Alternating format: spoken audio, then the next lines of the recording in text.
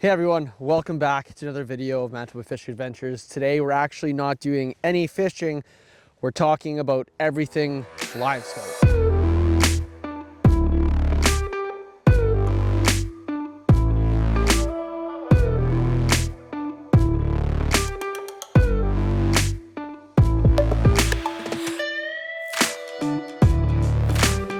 I put a poll up about a week ago on my Instagram of some possible video suggestions, ideas, what you guys want to see.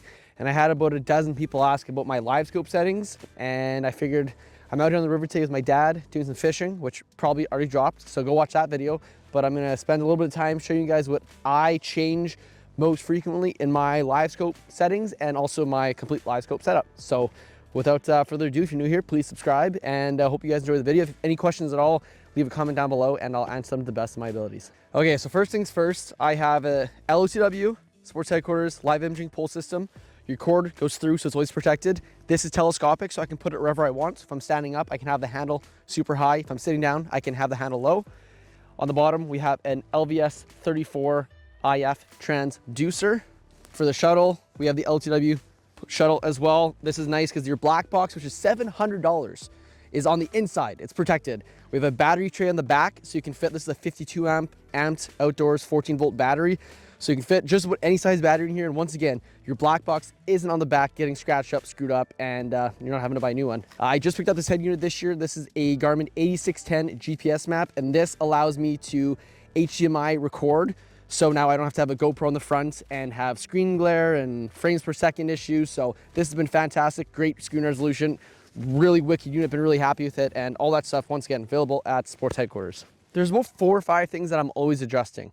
First thing is gonna be my range, my gain, my transducer orientation, my TVG, and then my stabilization. We'll go one by one right now. So right now I have it in down mode, and as I extend out, obviously you can see now we're looking 18 feet to each side. If I bring it back in, now we're looking 10 feet to each side. So that is something I'm always playing with. I 99% of the time keep mine in forward mode, which looks like this. Now, whatever way this handle is pointed, when I'm in forward, I'm looking that way. So I'm looking out right now 50 feet, and I can pan all the way out to like 100 feet, pretty crystal clear, just to be able to see fish on the bottom. Now, when I turn that transducer, obviously, that's all in forward. So if you're fishing like Winnipeg, you're fishing bodies of water where you're, once again, constantly looking for fish, I always keep mine in forward mode. Now, when I'm at a spot, I'm set up, me and my dad have been fishing here in the same spot all day, it's freezing out, I will put it in down mode, and that just gives you a little bit more screen of what's behind and in front of you. Because as you can see here, if I bring this down to like 25 feet, if you look at the 0 mark, you only really see about 8 feet behind you. But you can see obviously limitless in front. But now if I put it into down, and now in down, I can see equal distance in front of me and behind me. So right now, 14 feet in front, 14 feet behind. So I'm always adjusting my range. Second thing is I'm gonna be adjusting my gain. Now, when you're fishing super, super shallow, you can usually bring your gain down because your transducer doesn't have to work as hard, look as far. Your bait is gonna naturally look bigger because you're in less water. So right now I have mine set at 70, and I'm pretty overall happy with that. I can see my jig fairly clear. Looks like I actually have a fish that's kind of coming on me here. If I can turn this there like that. So I see my jig super, super clear. I could probably even bump it down to like 65. That just cuts out a lot of glare, a lot of extra noise that you don't need. Now, if I'm using like a tungsten jig fishing crappie, I'm gonna have that thing cranked up to like 75, 76. It really depends on the body of water you're fishing, how deep you're fishing and whatnot. So that's something I'm always continuously adjusting as well. Now, TVG stands for time variable gain. The easiest way to explain it is it's kind of like, say this is my image right here we're looking at. So we're in 18 feet of water and it looks a little murky, but I can see my bait fairly clear, but I can't really risk dropping the gain down. TVG essentially makes your image a little bit clearer by reducing the noise, but it's dependent on how deep you're fishing. So I'll show you, there's 3 different settings. So you go to menu, sonar setup, TVG. Right now I have mine on low. If I turn it to off, look how much dirtier the image is. But my bait now looks a little bit bigger. If I put my TVG to high, it really cleans up the image, but my bait is a little bit smaller. So it kind of balances both ways, where if I put my TVG on low or off, then I can effectively drop my gain down. Now I can clean up my image. However, If I put my TVG to high, now I can actually increase my gain without increasing the noise and interference, if that kind of makes sense. So a safe bet is if you're fishing like 20 feet or less, usually you can have your TVG off.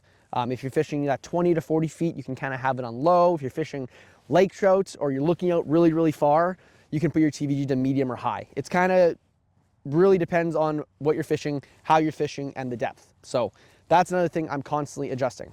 Now, something new that I've been starting to play around with is your stabilization. So you got to go to your options, sonar setup, installation, and then stabilization.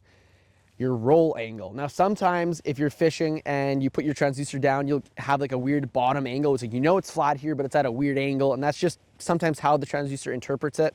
So as I can see, you can see, I'm going to adjust on the fly. I can actually take and tilt my angle. So for example, say if I put my transducer down and it looks just like this right now. Well, I know I'm fishing flat, but there's an angled bottom. So to recalibrate that, I'll go to options, sonar setup, installation, stabilization, roll angle, and I will bring that so now it looks flat at, looks like 4 degrees. So 4 degrees to me looks pretty flat. Now I'm not playing with a weird angle on the bottom. It looks easier, it's clear to see, much better. And now one thing too that plays a pretty significant factor if you're fishing with other people who are using other live scopes or other flashers and who are giving off different frequencies is your noise rejection. So I usually always keep mine on high. That's where it's reducing the most amount of interference as it can. So right now I have it on high. If I put it to off, you'll see instantly it gets a little dirtier. You kind of have like that washboard kind of like bowl looking shape to it, which once again, it's giving you all the information. It's maximum information that's coming out of the transducer, but it can sometimes be overwhelming and be hard to see your lure or just not really be pleasant to the eye. So you can go options, sonar setup, noise rejection, and I usually keep mine on medium or high, and it instantly makes a pretty significant difference. So last thing that's really kind of personal preference is your appearance, is your color scheme. Color scheme works really well for me in this blue for recording purposes. It really shows a nice dark background and a bright jig, especially now when I take the blue background off. It's just easier for people to watch and see.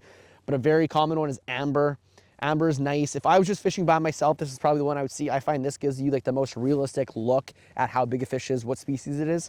But once again, the blue is just super nice for me to go back and when I'm editing, show you guys kind of what I'm looking at and as I'm talking about it. So there's tons of different options. You can try different ones however you like, but if you're recording, my recommendation would be blue. It's really nice. So, and then last but not least, but a little tip is if you are purchasing a live scope, be very cautious of what battery you're purchasing, depending on how long you usually go out fishing.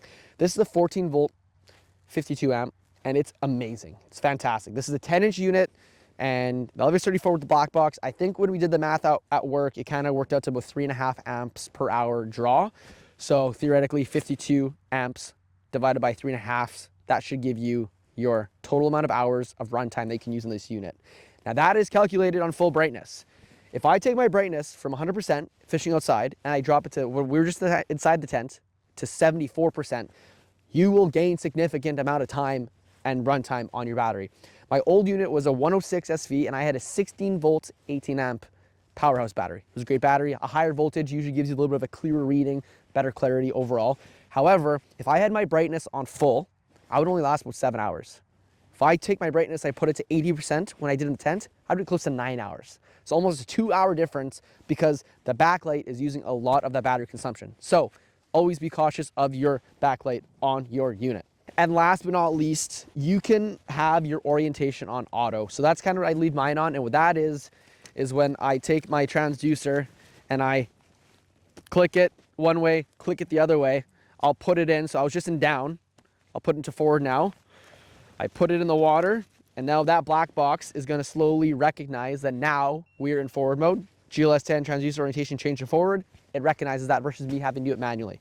But now, as you can see, as I was talking about before, my bottom is at a weird angle. So I'm going to go into stabilization, pitch angle, drop this to, what is that? That's pretty good right there. That's about 20 degrees, done. And now I can look out as far as I need, adjust on the fly. Right now, I think my gain's a little too high, so I'm gonna drop it down to like 70. Cleans up the screen like crazy. Now, if I wanted to go even a step further, sonar setup, TVG, I'm gonna put it to low, and it takes out all that noise instantly. So that's my little quick spiel on my Livescope tips setup. Once again, it really depends on where you're fishing, what you're fishing for, what lure you're using.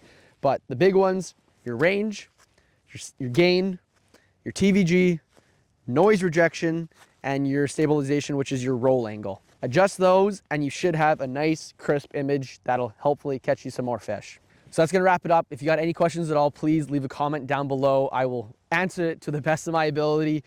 Hope you guys enjoyed this little how-to video. If you want more videos like this, leave some suggestions down below. Once again, all this stuff, the Garmin, the pole, the shuttle, the transducer is all available at Lake of the Woods Sports headquarters. I'll leave a link in the description below. Ask for Big Mike or Dom and they will take care of you. We will see you guys next video. Peace.